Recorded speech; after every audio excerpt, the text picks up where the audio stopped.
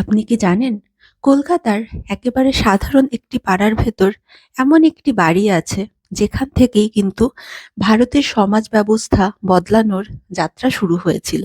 এই বাড়ির দেয়ালের ভেতর থেকেই উঠে এসেছিল সতীদাহ প্রথা বন্ধ করার আওয়াজ, নারী শিক্ষার দাবি আর আধুনিক ভারতের প্রথম চিন্তাধারা। আজ আমরা দাঁড়িয়ে আছি সেই মানুষটার বাড়ির সামনে, যাকে বলা হয় মডার্ন ইন্ডিয়ার জনক। তিনি আর কেউ নন, রাজা রামমোহন রায়। কিন্তু এখন প্রশ্ন হলো, এই বাড়িটা আজ কেমন আছে? এখানে আসলে আজকের দিনে কি দেখা যায়? তো চলুন সময়ের দরজা খুলে ঘুরে আসি এই বাড়িটাতে, আর আপনাদের সামনে তুলে ধরি বর্তমান অবস্থা এই বাড়িটার। নমস্কার, পথিকের একটি নতুন ব্লগে আপনাদের সবাইকে স্বাগত। আজকে আমরা এসেছি নবজাগরণের অগ্রদূত রাজা রামমোহন রায়ের কলকাতার বাড়িতে।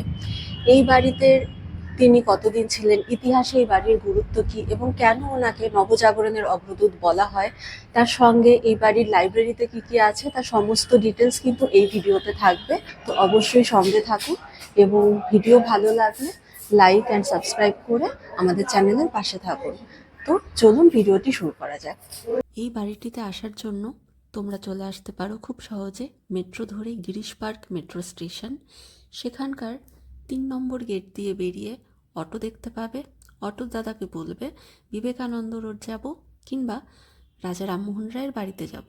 ওনারা কিন্তু একটি ৩ মাথার মোড়ে এসে নামিয়ে দেবে। সেখান থেকে জাস্ট 2 মিনিট হাঁটলেই কিন্তু পৌঁছে যাবে এই রাজা রামমোহন রায়ের বাড়িতে।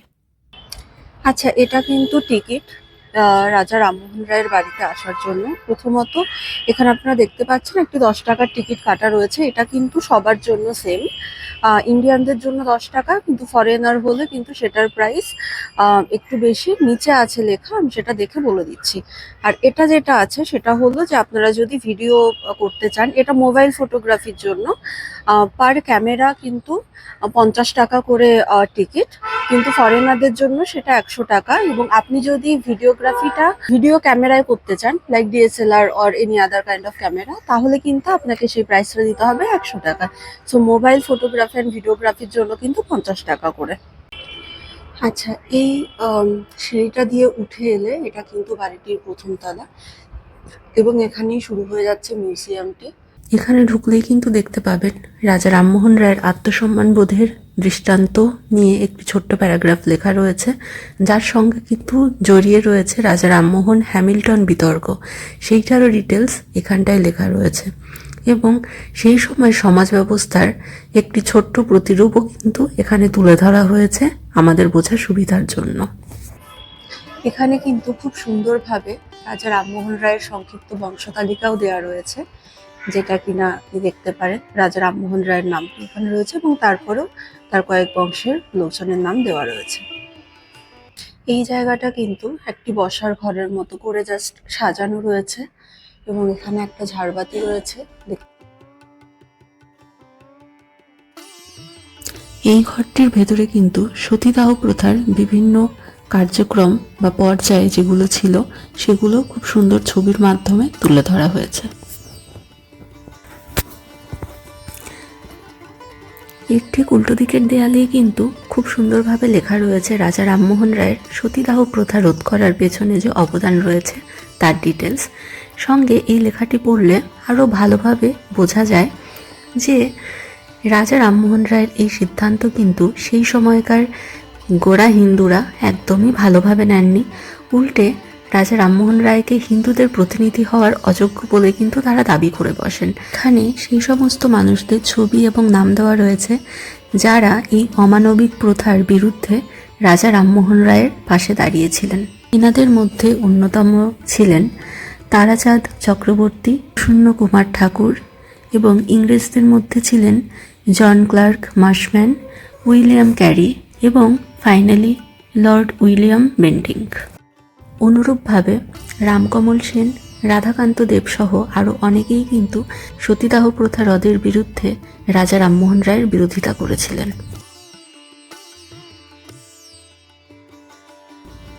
এর ঠিক পাশের ঘরটিতে দেখতে পাচ্ছেন রাজা রামমোহন রায়ের জীবনী সম্পর্কে আরও অনেক তথ্য দেওয়া রয়েছে, বিভিন্ন ঘটনা তুলে ধরা হয়েছে। কিন্তু আমার চোখ আটকে গিয়েছিল এই ছবিটিতে।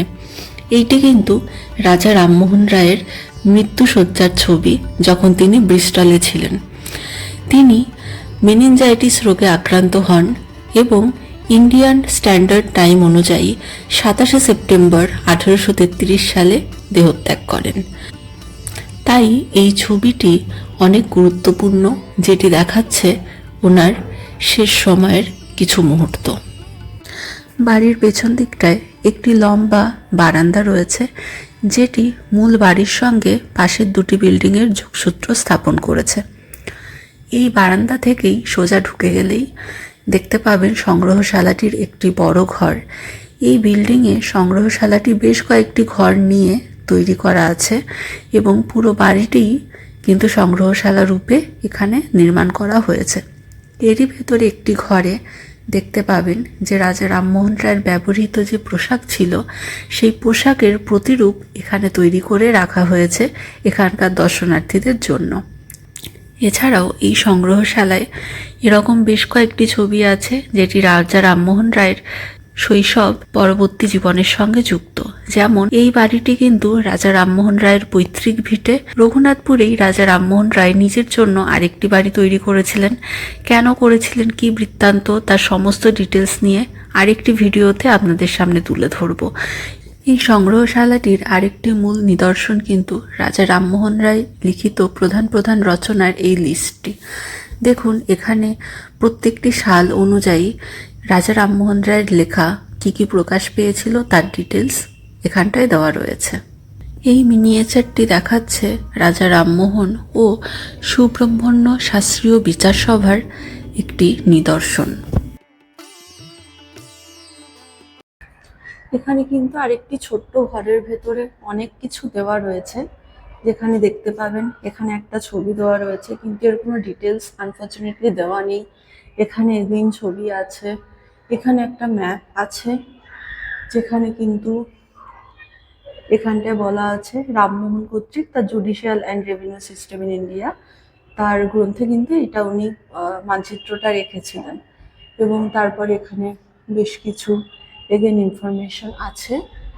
এছাড়া এখানে কিছু হ্যান্ড রিটেন লেটার্স আছে।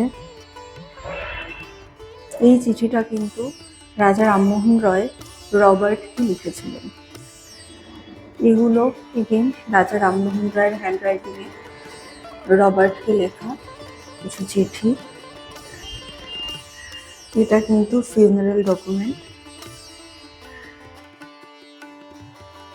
এই মিউজিয়ামে ঘুরতে ঘুরতে কখন যে সময় পেরিয়ে যায় বোঝাই যায় না। ইতিহাসের অপরিহার্য কিছু চ্যাপ্টার যেন চোখের সামনে এখানে চলতে থাকে। এই জায়গাটি শুধুমাত্র একটি ভিডিওর মাধ্যমে পুরোটা দেখানো সম্ভব নয়, তো আপনারা অবশ্যই চেষ্টা করবেন হাতে কয়েক ঘন্টা সময় নিয়ে কলকাতার এই মিউজিয়ামটি বা রাজা রামমোহন রায়ের এই বাড়িটি একবার ভিজিট করতে।